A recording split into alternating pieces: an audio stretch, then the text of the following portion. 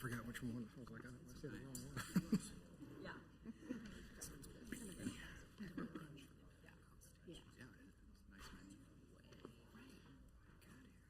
Everybody have fun. It's not so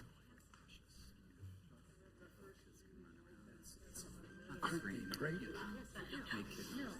Yeah. And you don't have to like worry about it. Oh yeah, and you'll want to, but I may have number 2 at home. We'll see if I can, because I bought some. But aren't there references to Kansas City?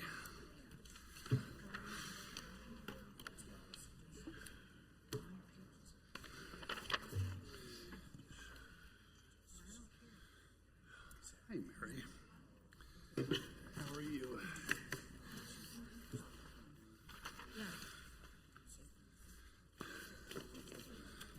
Recording in progress.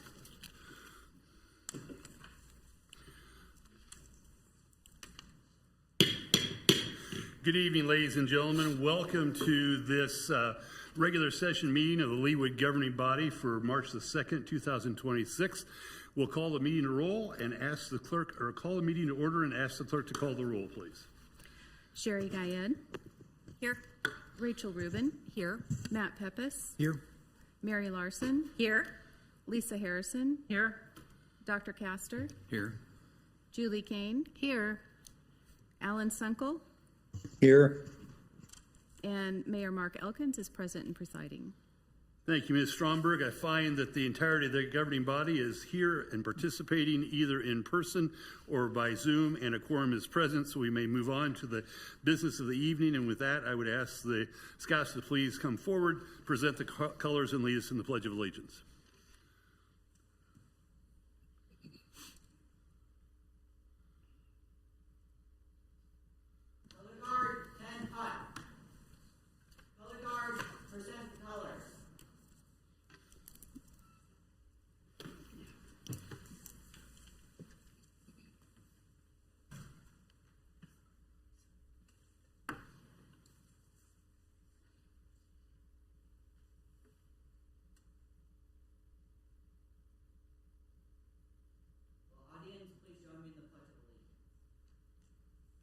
Pledge allegiance to the flag of the United States of America and to the republic for which it stands, one nation under God, indivisible, with liberty and justice for all. Color guard, post.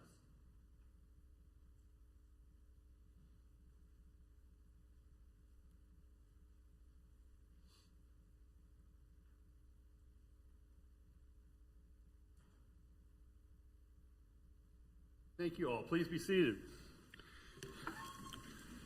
And with that, I would invite the Scouts from Troop 10 to please return to the lectern and introduce themselves to us and tell us a bit about themselves.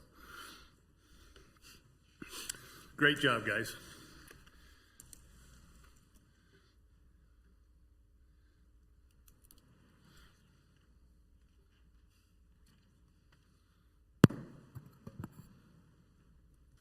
Yes, sir. All right. My name's Landon Moore, and I'm an 8th grader at Harmony Middle School in Overland Park. And Landon, what rank are you? I am Life. How close are you to Eagle? Yeah. You're getting there, right? Mm-hmm. Excellent. You did a great job tonight. Thank you for leading. Mm-hmm. Yes, ma'am. Hi, I'm Dorothea. I go to Overland Trail Elementary. And your rank? Just started. Excellent. You're well along the trail to Eagle then. Good luck. Thanks. Hi, my name is Isaac, and I go to Overland Trail Middle School. I'm in 7th grade, and I'm a scout. Isaac, welcome. We're glad you're here tonight. My name is Lewis Munder. I go to Leawood Middle School, and I'm a star. Welcome. You guys did super tonight. Thank you. My name is Bosfat. I go to Harmony Middle School. I'm in 7th grade, and my rank is first class. All right. Well, thank you all for being here tonight. We very much appreciate it.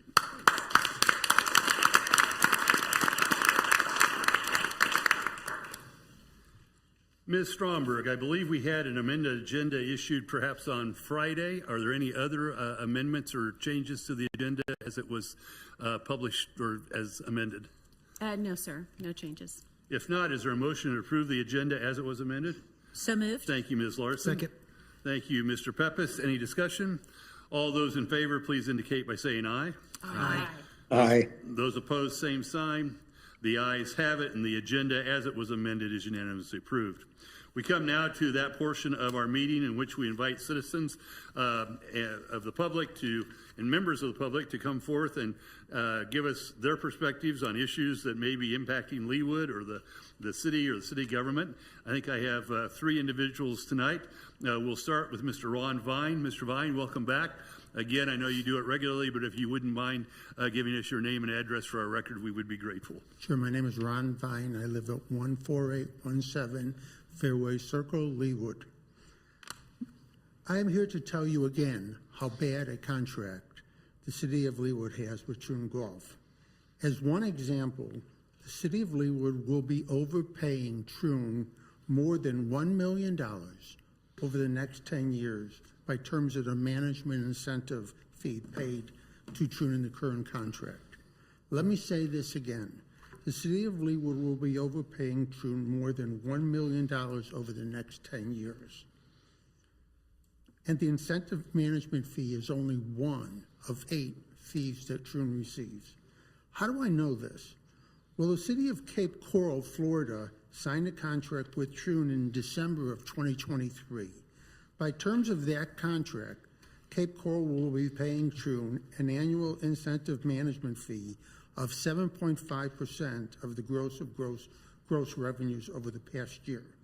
So if gross revenues increase from $3,200,000 in 2024 to $3,393,000 in 2025, Troon will receive an incentive management fee of about $15,000, 7.5% of the growth in revenues between 2024 and 2025. How much will Troon receive from the city of Leawood for that same amount of money?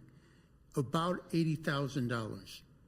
So Cape Coral will pay Troon about $15,000, and for the same amount of increase, the city of Leawood will pay Troon about $80,000. I then calculated, with a 5% annual increase, what the incentive fee will be for the city of Leawood paying Troon. Using that calculation, the city will pay Troon $1.2 million over the next 10 years for the incentive management fee. Now, I'm not an accountant, and these are estimations, but that's a lot of money. And that starts off in 2025, the city is going to be paying Troon about $80,000, as I said, and in 2035, the city is going to be paying Troon $173,000, a total of $1.2 million. Now, how about Cape Coral? How much will the city of Cape Coral be paying Troon? Well, for that same period of time, the city of Cape Coral will be paying Troon about $155,000. So we're paying $1.2 million. The city of Cape Coral is paying $155,000. Why is that? Why is that? Because it's something that I mentioned about 6 months ago to the city council. The city council has a clause in the contract that says Troon starts receiving a bonus for any money received over $180,000. I said at the time that's a very bad clause. So because they have a clause of $1.8 million and we're at about $3.2 million now, it's going to cost us about $1.2 million to the current contract. The city of Cape Coral is taking a completely different path. They're paying a bonus on the amount of money that is being received from the profits from the previous year. That makes sense. And because of that, they're paying $150,000 over the next 10 years. So, what to do about it? Well, I hope the city looks at the contract very carefully and either changes it or goes out for RFP. Thank you very much. Thank you, Mr. Vine. And next, I will apologize if I mispronounce this, but I believe it's Sarah Her Wu. Ms. Wu, welcome to the Leawood governing body. And if you could introduce yourself and your address, we would be grateful. Hi, my name is Sarah Hertz-Wu. I live at 9919 Lee Circle in Leawood, Kansas.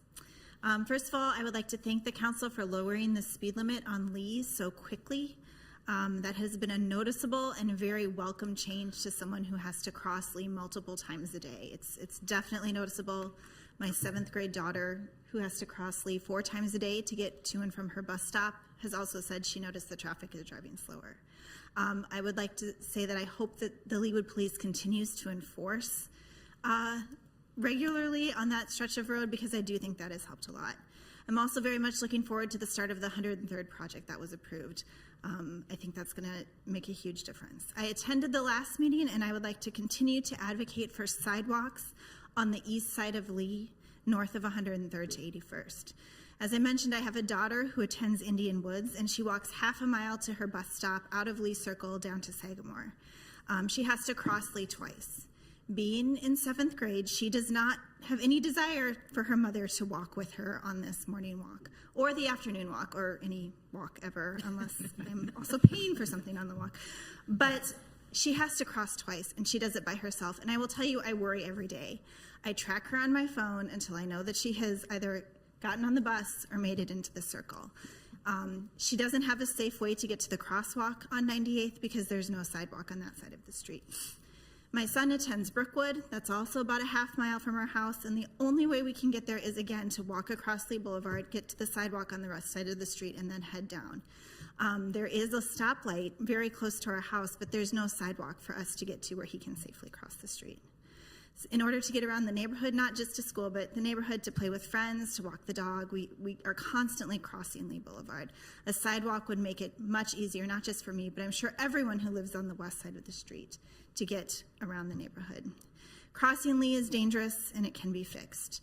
And the only way to continue to make Lee safer for pedestrians is to install sidewalks on the east side of Lee. And I encourage the council to continue to work on this issue. Thank you for your time. Thank you, Ms. Wu. We appreciate your comments. Lauren Dorville, hopefully I've come close. Danville. Apologize if I butchered that. No, it's okay. It's Lauren Duville. Duville, thank you. And I live at 9903 Lee Circle in Leawood.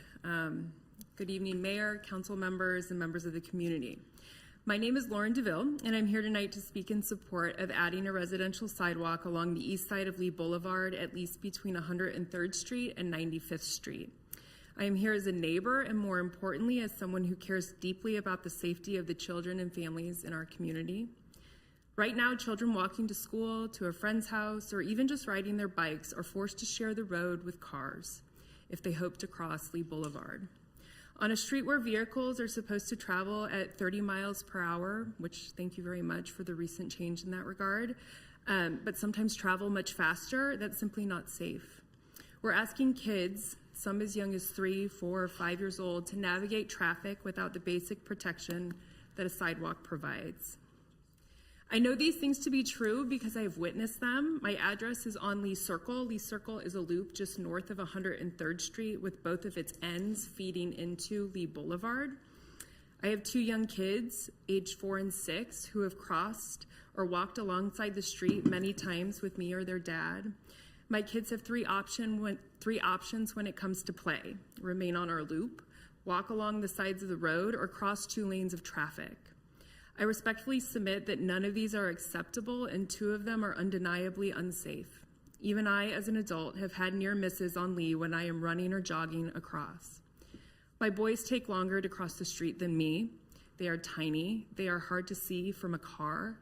Cars are hard for them to see too. This is particularly true at the ends of my street, where hills sometimes obscure the view. My boys also sometimes trip, stumble, drop a toy. This has happened on Lee Boulevard as they're trying to cross.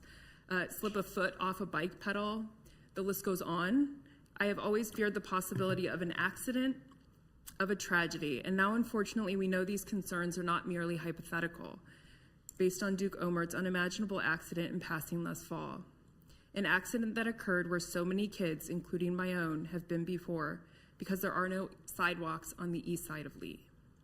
I would submit that a sidewalk is not a luxury, it is a fundamental piece of safety infrastructure.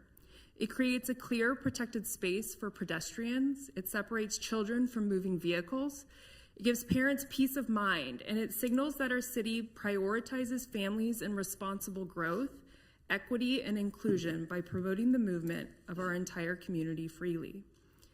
According to guidance from the National Highway Traffic Safety Administration, separating pedestrians from vehicles is one of the most effective ways to reduce the risk of injury and fatal crashes. Sidewalks are a proven safety measure. They are one of the simplest, most cost-effective tools we have to prevent tragedy before it happens. We often talk about wanting to build a family-friendly community. We invest in parks, schools, and libraries. But all of those destinations require children to get there safely. A sidewalk connects those investments. It turns isolated amenities into accessible ones. There are also long-term benefits. Sidewalks encourage walking and biking, which improves public health. They foster neighbor-to-neighbor interaction, strengthening our sense of community. They can increase property values and make our neighborhood more attractive to future families. And importantly, they demonstrate thoughtful planning rather than reactive decision-making after an accident occurs. I understand that there are costs involved. There may be questions about right-of-way, drainage, or maintenance, but the cost of inaction, measured in preventable injuries, in fear, and reduced mobility for our children and for our families is far greater. We have an opportunity to act proactively, to choose safety, to choose prevention, to choose children. I respectfully ask the council to prioritize funding and planning for this residential sidewalk. Let's not wait for another tragedy to make this change. Let's lead with foresight and compassion. Thank you for your time and consideration. Thank you for your perspective, Ms. DeVille. Are there others that wish to be heard this evening? If not, we will close the citizens' comment section of our agenda. I don't believe I have a proclamation this evening, but I do believe that Ms. Stoddard has a presentation. Ms. Stoddard, the floor is yours. Yes, thank you, Mayor. At this time, I would ask if Jeremy Wilmoth, who's our new finance director, if he can come to the podium. Jeremy, I'm introducing today as our new finance director, and this is his first official day with the city, and we welcome him. Jeremy has about 25 years of experience in public sector finance, working both on the Kansas and Missouri side of the line. Most recently, he was chief finance officer with the Mid-Continent Public Library, the largest library system in Missouri, and Jeremy holds several degrees from Park University as Master of Public Affairs and Bachelor of Public Administration, and additionally he is a credentialed manager with the International City County Management Association and a certified public funds investor with the Association of Public Treasurers in the U.S. and Canada. So wanted to welcome him here this evening. Mr. Wilmoth, welcome. You have some comments for the governing body? Thank you, Mr. Mayor. Thank you, Council. It's a pleasure to join the city. It's been a great day today, meeting, all the people I'm going to be working with and starting those conversations and really digging in and learning what, I consider to be the greatest thing in the world, finance. So we accountants, we nerds, we like to dig into the numbers and learn all the rules. So been working on that and look forward to meetings and conversations with you all as we continue the budget process. Well, welcome to the next Monday nights for the next several years of your career. Thank you. Does anybody in the governing body have any questions or comments for Jeremy? Again, we're very pleased to have you join us, and we look forward to working with you as we jump right into the budget process tomorrow. So, absolutely. Thank you all so much. Appreciate it.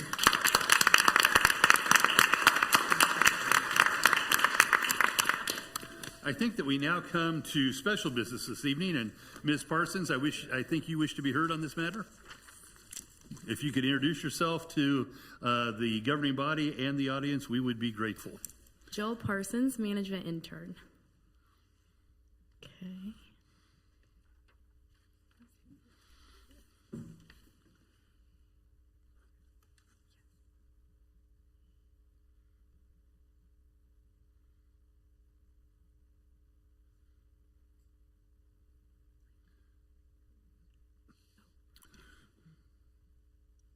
Okay, good evening, Mayor and council members. I appreciate you letting me give a presentation on permanent lighting for the city of Leawood.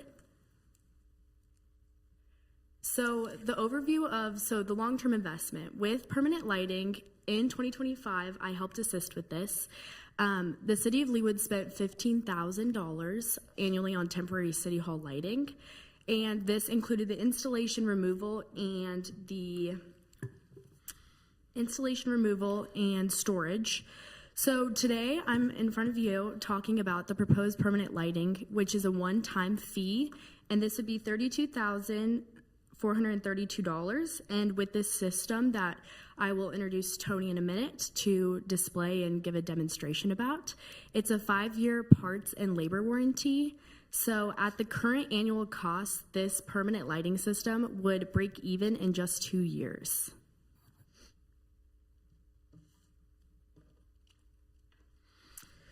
So beyond the break-even point, the long value for the city of Leawood consists of 3 parts. So the financial responsibility, the operational efficiency, and the community impact.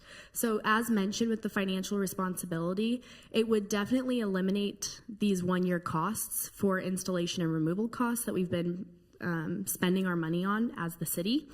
And then it includes the 5-year labor and parts warranty, as mentioned by Get Lit Kansas City, which I'll introduce Tony.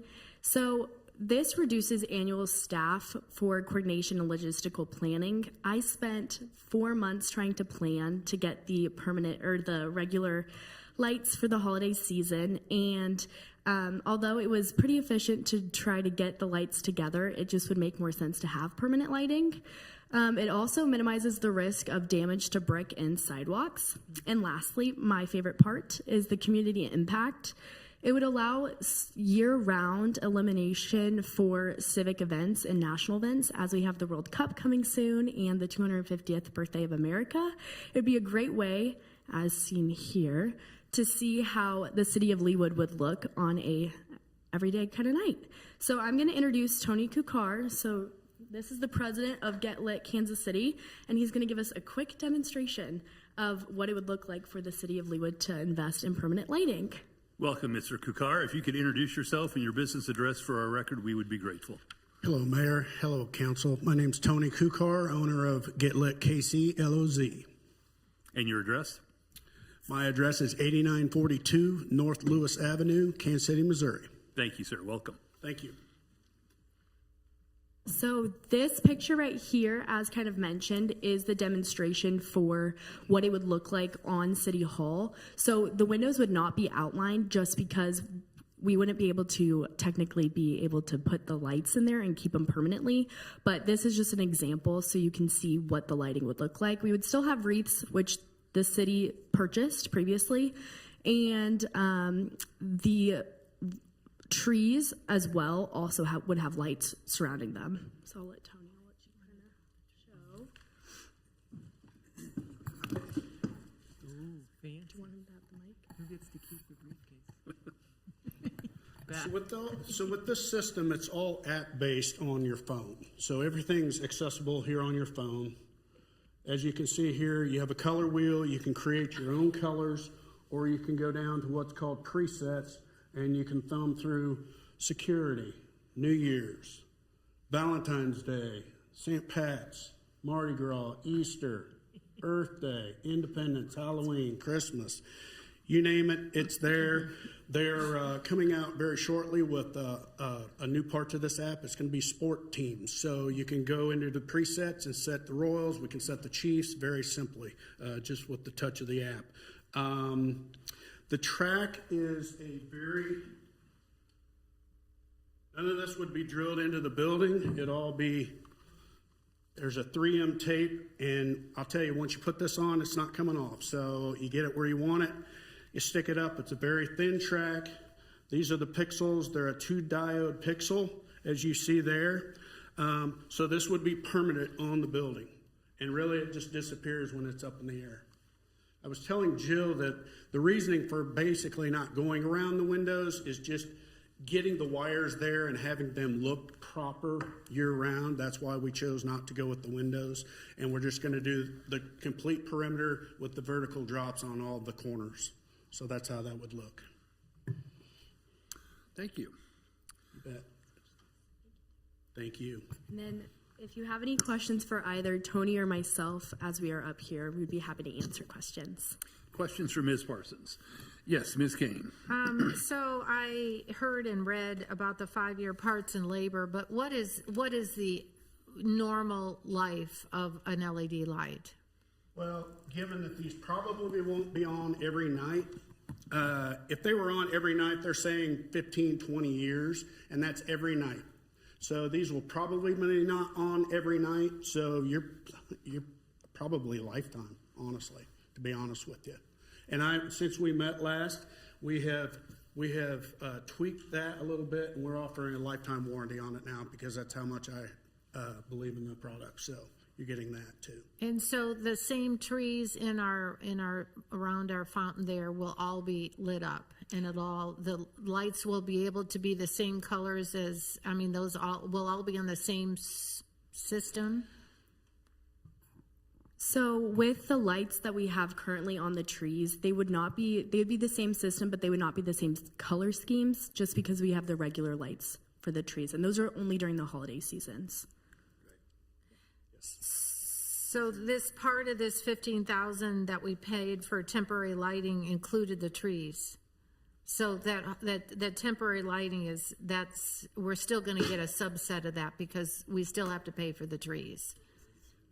Correct. We do own the trees currently, but for the wreaths and the trees, it would be, I might also defer to the city administrator on this one, but we do currently own the trees or the lights for the trees and then the wreaths. And do we install them? Does city staff install them, or is it an outside company?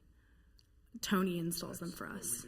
Yes. Our contract with Tony for the last few years has been in the high 20,000 for all of this installation. So what we're doing is eliminating a lot of it by having the building already done, and you can imagine the intensity of the installation around all the windows in the City Hall. We have so many windows.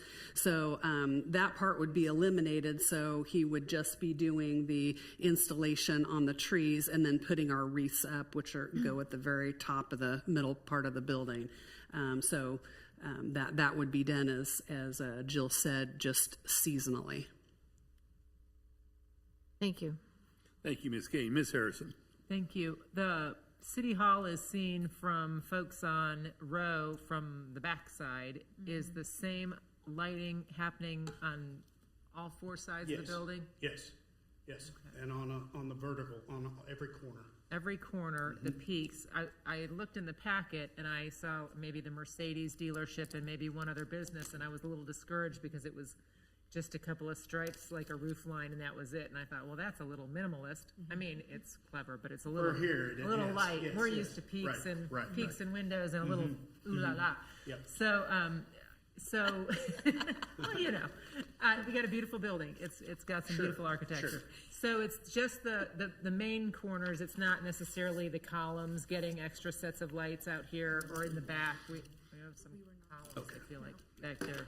No, the columns would not be. We do have previous lights that we do similarly to the trees own, but that would not be part of the permanent lighting. Thank you. Thank you, Ms. Harrison. I thought I saw someone at this end. Dr. Castor, did you? Oh, I'm sorry. I'm just chewing. Figment of my imagination. Very good. Any other questions for Ms. Parsons? If not, thank you very much. Appreciate the presentation. Appreciate it. With that, is there discussion concerning the proposal for permanent lighting on the City Hall? Comments at all? Mr. Peppes? You know, I'll just kind of make a note. I feel like if the city ended up implementing this, they'd be a little bit ahead of the curve. I feel like this past holiday season, just in my neighborhood, there were at least 3 homes that installed something very, very similar. And even to this day, they're still lighting up their homes in the evening. So I feel like this kind of gives the city a little bit of a chance to get ahead of the curve here with everybody else. I think this is great. Thank you, Mr. Peppes. Ms. Harrison? One more follow-up. Would there be conversation about how often we're lighting it up? I mean, I think the Easter is clever, for example, but are we going to do religious holidays in addition to, like, say, Autism Awareness Month or Breast Cancer Awareness Month, which we're able to do with reaching, but might be, I don't know, it might be a little bit much? Or are we talking 7 days a week or just the weekends? To answer your question, we do have the availability to do it for months, like for example, for the month of March for Women's Awareness or Women's Month, it would be purple. So we could do that as alongside with reaching. We can connect and work with Beth Brittenstein to connect with reaching. Thank you, Ms. Harrison. Any other comments? If not, is anyone in a situation where they'd like to make a motion with respect to this proposal? Move to approve. Move to approve. Thank you, Ms. Kane. Is there a second? Thank you, Ms. Guyette. Any discussion of the motion? If not, all those in favor of approving the permanent lighting installation at City Hall as outlined in Ms. Parsons' memorandum, please indicate by saying aye. Aye. Aye. Those opposed, same sign. The ayes have it, and the proposal is unanimously approved. Thank you, Ms. Parsons. Great job. Next is our consent agenda. We have a number of items on the consent agenda this evening. Are there items that governing body members would like to withdraw for additional questions of staff or discussion? Mr. Peppes. B as in boy. B as in boy. Others? If not, do I hear a motion to approve the consent? Mr. Mayor? Yes. If I could pull N as in Nancy, please. N as in Nancy. Thank you, Mr. Sunkel. Any other items?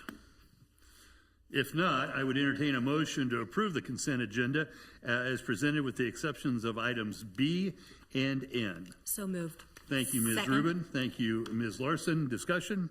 All those in favor of approving the consent agenda with the exception of items B and N, please indicate by saying aye. Aye. Aye. Aye. Those opposed, same sign. The ayes have it, and the consent agenda with the exception of B and N is approved. B is a proposal to approve For the Goal Business Readiness Grant awards, which is proposed by Councilmembers Peppes, Rubin, and Sunkel. Mr. Peppes. Thank you, Mayor. Yeah, I just wanted to just kind of highlight this a little bit, just kind of give a little more background about what this subcommittee was all about. You know, the idea for the business grants started in our World Cup meeting probably about a year ago. So as a committee, we came together, tried to identify some things that we could do here at the city, and this was one of those ideas that came about. And then the names that you see there is kind of who we ended up splitting off. Ms. Rubin joined us a little bit later. So we put together a subcommittee. We ended up having 36 total applicants, which, in my opinion, I thought that was a huge success for being the first time that we were doing something like this. And then it was very difficult. There were a lot of great applications that came through, a lot of really good projects. And again, it just kind of came down to which ones had the most potential, at least from the immediate perspective, because here we're about 100 days out from the World Cup. So which one, from a timeline perspective, had that realistic ability to get done before the World Cup is here? But then also just kind of prolonging after the World Cup, what could kind of help with just keeping the Leawood community vibrant. So we ended up coming up with 8 different applicants who are going to be the recipients for the grants. And I also just kind of wanted to say thank you to the previous governing body who actually did approve for the funds to be pulled to allow us to do this. I think this was a great program and would love to see if this is maybe something we can do down the road just on an ongoing basis. Move to approve. Thank you, Mr. Peppes. Questions for Mr. Peppes? Yes, I'll go with Ms. Harrison first. Sorry. I was going to pull this for the same reason, to thank the group that found themselves on this committee. It was probably a chunk of work to read through 30-something applications. We were nervous we wouldn't get 5. So, yay us. But I would love this to be a legacy project as well. We're looking for several of these to be, but thank you all for your time and whenever you're grading all of these. I'm sure it was enlightening. Thank you, Ms. Harrison. Ms. Guyette. No question, but just wanted to commend the committee for coming up with such a creative initiative that has been so well received and is being looked at from other municipalities on how we've done this. So wonderful job, and I'm sure that these companies are going to do wonderful things with it, and looking forward to see what they do with it. Thank you, Ms. Guyette. Ms. Rubin. Yeah, so I was a part of the committee, kind of towards the end of the process, and really enjoyed it. My family is very entrepreneurial, and it takes a lot to run a business, especially a locally owned business. They don't get incentives, they don't get tax breaks, they're putting in their work effort, their own funds, and there were more businesses that we wanted to support, but we just didn't really have enough money, and we wanted to make sure that these were meaningful, grants, so that these companies could, do something meaningful for their business. So I would love to see this continue. I think it's really important that we support our local businesses. And again, I enjoyed it, so thank you. Thank you, Ms. Rubin. I have a motion. Is there a second to approve? Second. Thank you, Ms. Larson, and that's a motion to approve the grant awards as outlined in the materials that were provided by Mr. Peppes, Ms. Rubin, and Mr. Sunkel. Any additional discussion?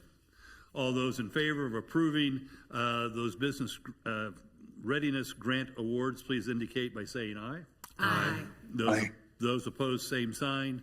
The ayes have it, and the awards as detailed in the memorandum are approved. Comes now to item N, which is a staff report on public works projects from Mr. Lay. Mr. Sunkel, I believe you had an interest here. I do, and I'll be very quick here. I just want to thank staff for continuing to work on making 83rd Street safer. I was very excited when I saw that the road's going to be narrowed even further, and we're going to have an 8-foot path all the way from Lee Boulevard to the western edge of the city. So thank you very much for continuing to listen to the residents and moving on this. And I move to approve. Thank you, Mr. Sunkel. Is there a second? Second. Thank you, Ms. Harrison. Discussion? All those in favor of accepting Director Lay's staff report from Public Works, please indicate by saying aye. Aye. Those opposed, same sign. The ayes have it, and the staff report is accepted. Thank you, Mr. Lay. Appreciate your work. We come now to my report for the evening. I have just a few matters to report to the governing body. The week before last, I had the pleasure of joining about 20 other area mayors for the annual Mayor's Breakfast at Bartle Hall. This annual event has occurred for more than 60 years and was founded by former KCMO Mayor H. Roe Bartle.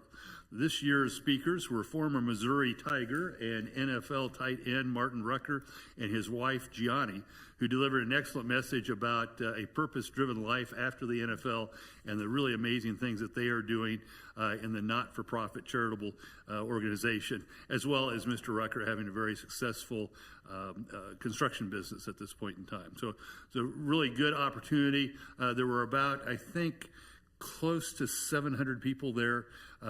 It's always a challenge because they ask the mayors to be there at 6:45 a.m. and for those of us from Kansas, it's a ways down there at that time of the morning. But it is a really enjoyable affair and an opportunity to meet with a lot of the members of the public from the Kansas City, Missouri, and Kansas metropolitan areas. Last Thursday, I delivered my third State of the City address. I want to thank all of the governing body members, staff, residents, and volunteers who attended to hear about what we accomplished in 2025 and what promises to be a very busy 2026. 35 minutes long, maybe 5 minutes longer than I'd hoped it would be, but you were all very patient, and I did not notice one person falling asleep. So thank you for your attention. Also wanted to thank on Thursday Councilmember Kane for pinch hitting for me at the ribbon cutting ceremony for Northwestern Mutual of Kansas and Western Missouri's new office in Park Place. It's great to see another tenant open up in Park Place and to keep Park Place vital and moving forward. Ms. Kane, any comments about the ribbon cutting? No, it actually wasn't a new location. They've been there for quite a while, but they have new management and kind of a new identification of a territory. But it's a great umbrella organization with a lot of independent contractors underneath it, and they do wonderful work throughout the city, offering a good service. So it was very enjoyable. Thank you. Thank you, Ms. Kane. I appreciate your help there. Last, and on a more sobering note, I would note that since the beginning of hostilities with Iran on Saturday, I've corresponded with Mayor Yadlin from Gezer on a couple of occasions. They, of course, are in a state of emergency and are very concerned. They've declared a state of emergency and have closed all their public buildings, schools, and synagogues in light of the retaliatory strikes by Iran. I think, and this I will tell you I saw on a social media post by the mayor. I didn't quite understand it because the translation from Hebrew is sometimes a little bit iffy, but I think that they actually had one strike of a missile that was in farm area. Nobody was injured. I saw a picture of a big hole in the ground, but yet, these people are functioning under a state of intense emergency, intense pressure by Mayor Yadlin. It always reminds me that it makes me very thankful that my job is as easy as it is, because she's also had to close the schools, and as I say, under their command, they've closed the synagogues in Gezer. So all of our hopes and prayers are with them, and we hope that this passes relatively quickly and they can get back to the business of their everyday living. That concludes my report. Does anyone have any questions for me? Great. Well, if not, we'll move on to council member reports. Does any council member have a report that they'd like to share with the governing body? I'll go with Ms. Rubin first. Okay. So last Friday on February 20th, I met with 2 members of the Heartland Conservation Alliance, and their mission is to work with partners to protect, connect, and restore the Blue River watershed and its urban green spaces for the benefit and enjoyment for all. And I'm just learning about watersheds. It's not my area, but it's very interesting because it starts at the Overland Park Arboretum at Wolf Creek, and then it heads northeast. Indian Creek, Tomahawk Creek, and the Negro Creek are all part of it, and they run into the Blue River. And so it's just really interesting. It actually starts south, and then it heads northeast to the Missouri River. So their mission is to protect the areas around the creeks and to have sustainable maintenance of those areas so that we keep the water clean. We plant some native vegetation in those areas, remove invasive species and things like that. So they're interested in talking to Leewood about having some kind of relationship regarding our creeks, because we do feed into that watershed. So it was a nice meeting. At the next council meeting, a few of their members are going to come and just speak at the public comment portion, just to give you a little overview, and it was a very nice meeting. So. Thank you, Ms. Rubin. Questions from Ms. Rubin? If not, Dr. Castor. Yes, I wanted to give the council an update. The Iron Horse Golf Committee met last week and had a couple items I wanted to share with the group. The financials, we reviewed the 2025 financials, and it was a record-setting year for the golf course with 39,000 rounds that were played last year. And the top line revenue reached $3.4 million, which was about $200,000 over 2024. So they really had a good year financially. From an operations perspective, the range project is on schedule to open up later this year. And the course irrigation that's on the CIP, about $3.6 million, they have submitted that for construction bids, and we should hopefully have those later this year as well. So they have 50 corporate golf events already scheduled for 2026 and 40 non-golf events, so should be a very busy year for the golf course. Thank you, Dr. Castor. Questions for Dr. Castor? Ms. Larson. I was out of town for the meeting, so I thank Steve for the report, but our general manager of Iron Horse is in attendance, and I just thought it was a good opportunity to thank Troon for their services. This is my 9th year on the Iron Horse committee. They do a fantastic job. You know, we increase revenue every year. We've kind of set a high bar. I don't know how we're going to keep doing that.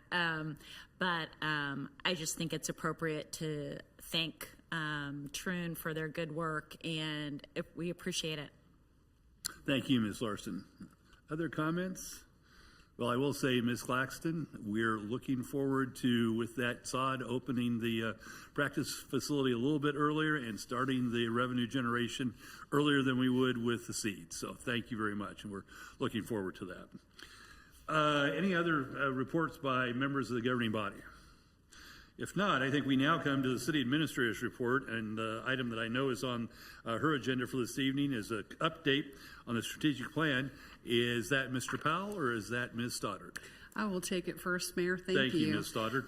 We have worked on providing an update to the strategic plan that you all approved in 2025. So there's a comprehensive update, and we're doing all of this on some software that the staff has implemented. And I particularly wanted to thank Jill Parsons and Stephen Powell for their work in identifying and implementing and training our staff on the software that we're using to keep track of the plan. But hopefully this way we are providing great transparency and reporting to the public on the website. And in sticking with a theme for this evening, I wanted to introduce Jill Parsons, who is going to provide you a little bit of an overview. Welcome back, Ms. Parsons. Thank you. Okay.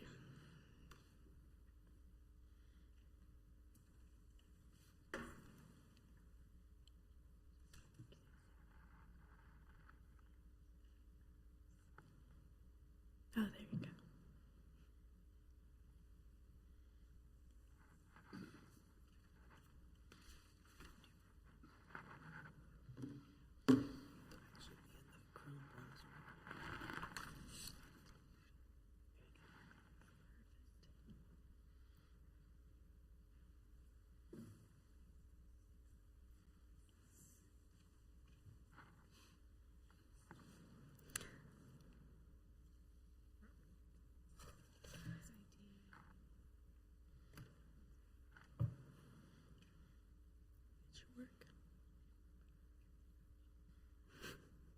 Oh, thank you.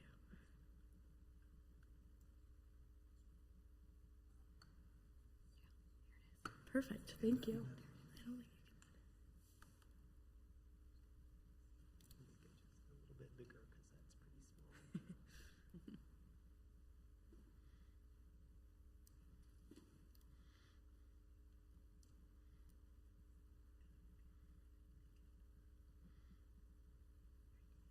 Thank you. No, you cannot. That's okay. Okay. Once again, Jill Parsons, management intern.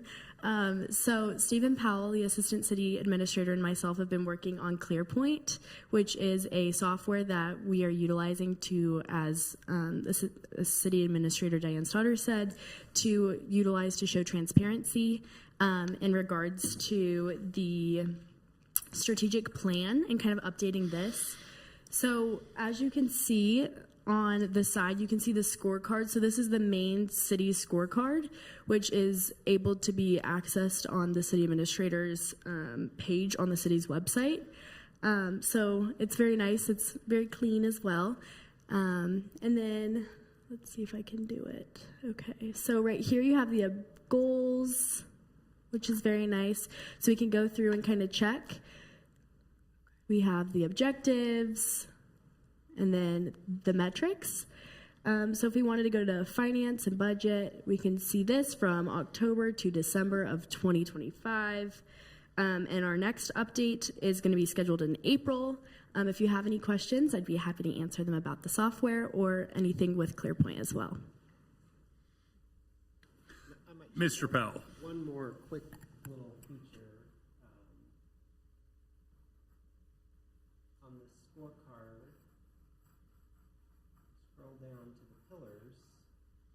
each of these council reports is a link that will show you a summary of that pillar. So it'll show the number of objectives by the status of that objective, and then you can read the narrative under each goal and each objective. And then these are all hyperlinks, so if you click on the objective, you can drill down into the metrics that way and see all the analysis that the staff has done on each of these. And Mr. Powell, can you share with us just a little bit of an overview of these icons that I see on the left-hand side? Absolutely. Or Ms. Parsons, either one? You may need the mic there, Stephen. Yeah, I can see them now. Okay, so the black box with the check marks means it's completed. So completed objective. The up green arrow means that we're above target on that objective. The blue circle with the blue dot in the middle means that there's no information to report yet. The blue dot means that we are on target. And on some of them, you might see two yellow or orange arrows. That means that we're kind of below target or in a caution status. And then if you were to see a red down arrow, that means danger zone. Thankfully, there's none in the danger zone. We'll make sure there aren't any in the danger zone. And I'm sorry, the dash is the circle with the dash. I'm sorry, that one is nothing to report. Okay. Yeah. And does that mean it's not started yet, or just nothing new to report, or?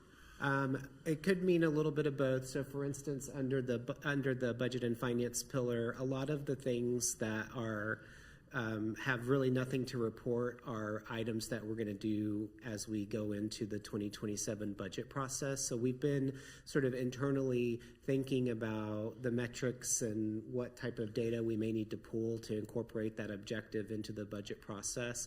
But we didn't really feel like that was a good update to provide to you all, so we just put that right now. There's nothing to support. And we also wanted to wait until Jeremy got here to really dive into some of these more complicated budget and finance issues. A couple of others that come to mind that had nothing to report. There was one of my objectives, which was to look at sustainable solar grids or power grids, and that's a long-term goal, and I haven't really done much with it yet. So if it's a long-term goal, you might see those as nothing to report because we just haven't had a chance to dig into it yet. Great, thank you. Questions for Ms. Parsons or Mr. Powell or Ms. Stoddard? Here's one. Yes, Ms. Guyette. Thank you, Mr. Mayor.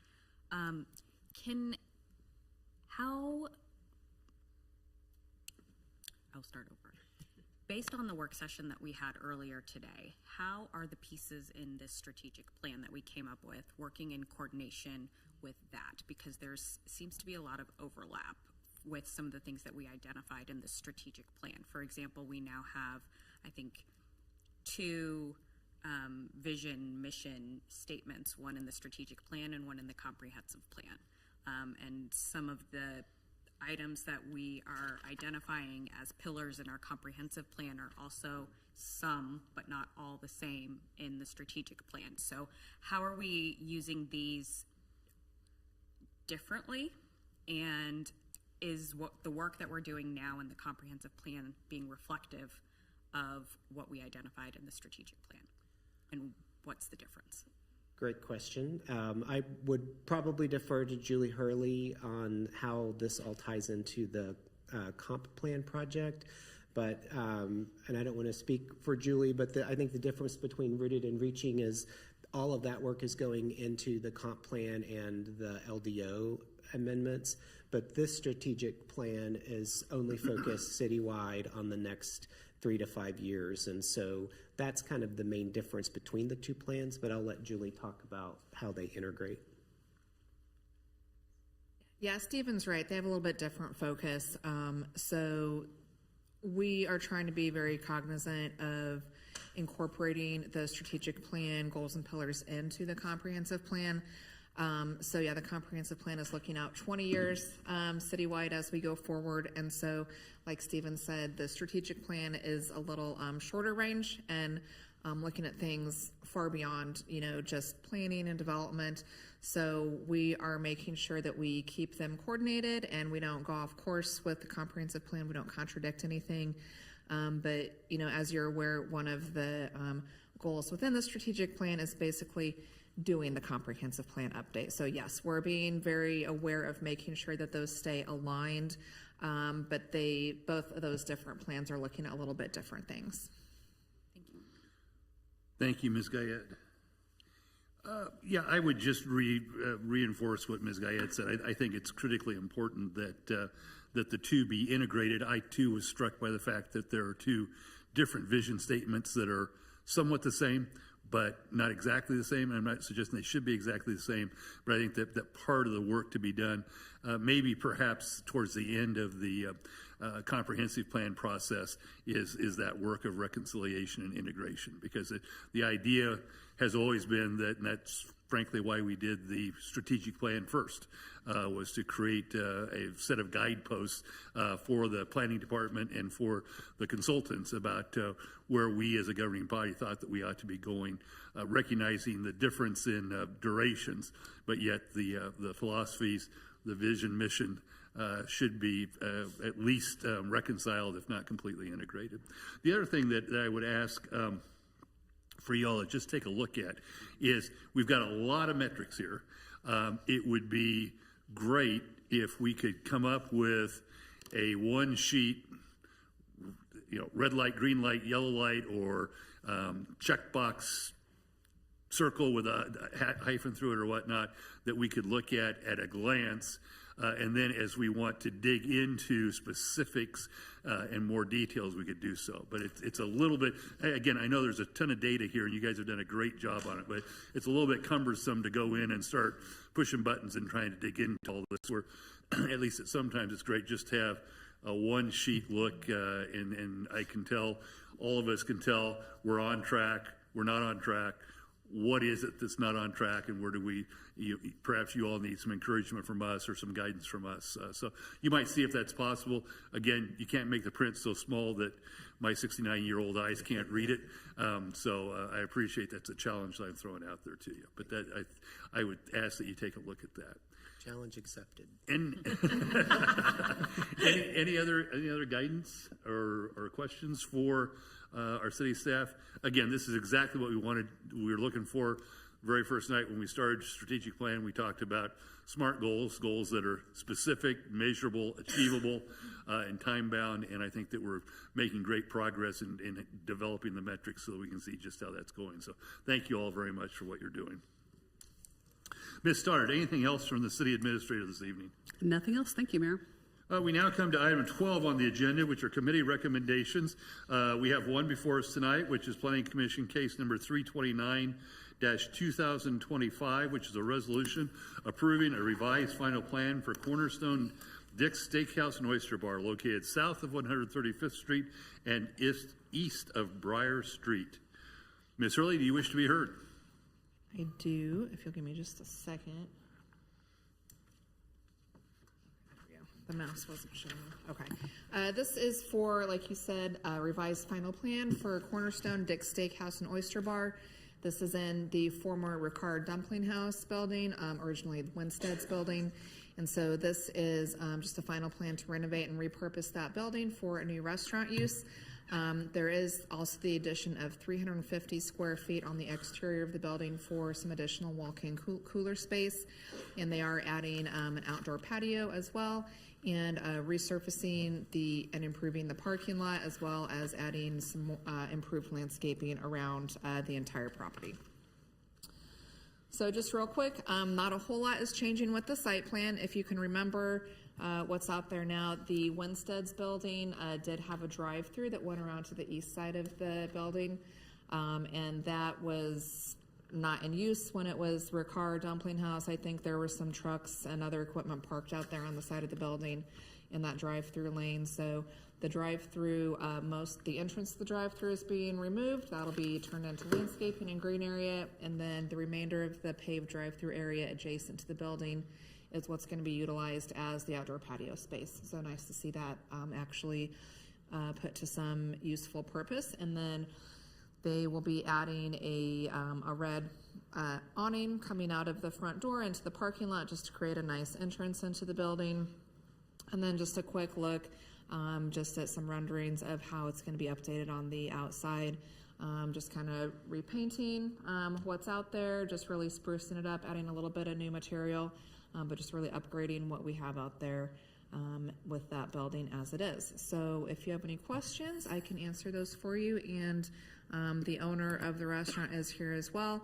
And then just to note, the owner of this restaurant is the same owner of Nick and Jake's, which is another popular local restaurant just to the west of us and our neighbors in Overland Park. And so I think we're excited to have this restaurant move into Leawood. Thank you, Ms. Hurley. Questions for Ms. Hurley this evening? Ms. Harrison. Can you repeat that last sentence about owner? I'm confused. The property owner is not who is running the restaurant? Yes, it is. So the ownership group is the same ownership group of Nick and Jake's. It says that the property owner is Raker Dumpling House LLC. It's the old one. It has probably not updated There we go. I thought I had read that they were yes. retiring, and so my question was going to be, sold. so the dumpling family is going into the steak and oyster business, and then I got a little confused. Nope. Because I did read that they were retiring, and that's why it was closing. Yeah, and so when this was applied not for, updated. whoever currently owns it has to be the applicant at the time. So I'm not sure if ownership has officially transferred Got it. over, but Yep. that's why that would have been listed on there. Thank you. Great. Other questions for Ms. Hurley? Well, I know the applicant is here this evening. If you would have any comments for us or wish to introduce yourself, welcome to Leawood, sir. Julie said it'd be a packed house. Thank you very much. My name is Kevin Timmons. I own Nick and Jake's restaurant just to the west, and for almost 25 years now, we've been mistaken as Nick and Jake's Leawood. And for people that are coming from downtown or from the west or from the east, they've always thought it was Leawood. So we're very excited to open a restaurant in Leawood. Dick's Steak and Oyster is named after both my partner and I's fathers. So Nick and Jake's grandfathers were both Richards, and this is a nod to them. This is the concept we've always wanted to do, and it'll be a dinner-only house. Our moniker on the sign is going to say established 1938, which was the year my dad was born, and we've went down to Texas and hit several auctions. The entire back bar is full of cabinets and shelves, of which not a single piece of wood is less than 100 years old. So we're hoping you walk into a really cool steak and oyster joint and you get taken back years. We're really fired up about this restaurant, about being in Leawood. Our chef was an 8.5-year regional chef for 801 Chop House. And he's taken a leap of faith, and he's doing an amazing job. And we're going to be announcing our general manager shortly. And when that happens, I think the city of Leawood will buckle. So we're really excited, and I'm really pleased. And I got to tell you, Julie has just been awesome. So thank you Mr. for Timmons, that. thank you. Welcome. Questions for Mr. Timmons? Ms. Kane. When might we look forward to you opening? Well, it's kind of up to you. We're hoping to get we still don't have a demo permit. We're pulling out walk-ins and hoods this week, which are part of the equipment, but we're trying to get a demo permit, and our architects are moving along quickly. The mechanicals, the construction documents will all be done. And then just the coercion of Leawood and our team, I guess, is what's going to happen here in the next few months. Will we be open before the World Cup? I don't know, and I'm not worried about that. I can tell you that the menu is 90% done, and this might be really one of the most striking restaurant openings in Kansas and this year or in the last few years. So we're excited about it. Other questions for Mr. Timmons? Ms. Larson. No question, but very excited about your restaurant. I think it's a terrific repurpose of the building, and thank you for deciding to locate in Leawood. And would you please keep us posted when your opening is? One request, I still kind of miss the Winstead's Diet Limeade. Can you put one on the menu? I miss a lot of things about Winstead's, actually. It's one of my favorite places. And actually, I'm not sure if the dumpling house opened making the best dumplings, but I will tell you the last year since I've gotten their dumplings were absolutely amazing. It would be, I'd be remiss if I did not mention that I lost my dad, Nick's grandfather, 2 years ago, but we lost Jake's grandfather on Saturday. And Jake's grandfather is old school Kansas, Missouri. He lived in Leawood when I met him. He found the Nick and Jake's location at 135th and Metcalf. Both of his sons live in Leawood. He is a longtime Leawood guy, and we just lost him. But before we lost him, he got to see the logo, he got to see the site, he got to see the menu, and we have renewed vigor in the last 2 days. So, thank you. Thank you, Mr. Timmons. Anything else for Mr. Timmons? If not, is there any discussion concerning the application for Dick's Steak and Oyster? Motion to approve. Oh, I'll give the motion, Dr. Kester, and the second to Ms. Larson. Any discussion? All those in favor of adopting the resolution approving a revised final plan for Cornerstone, Dick's Steakhouse and Oyster Bar, that's Planning Commission Case 329-22025, please indicate by saying aye. Aye. Aye. Those opposed, same sign. The ayes have it, and the resolution is unanimously approved. Mr. Timmons, welcome to Leawood. Thank you all. Limeade, crushed ice. I don't have any old business on the agenda for the evening. Does anyone on the dais? And I have no new business as well. I would note that our next meeting is next week. This one will be a little bit lighter. We'll be gathering at 6 p.m. at the Lodge at Ironwoods Park. We're going to be talking, Stephen's going to be talking a little bit about his plans for this year's resident satisfaction survey, and we're going to go through a team building exercise that the staff has put together for us as a way to help welcome our two new governing body members and to have a chance to socialize a bit together without the weighty issues facing Leawood to talk about on next Monday. So I look forward to seeing everyone there. If there's no other business to come before the governing body, we stand adjourned. What's the dress code for next Monday?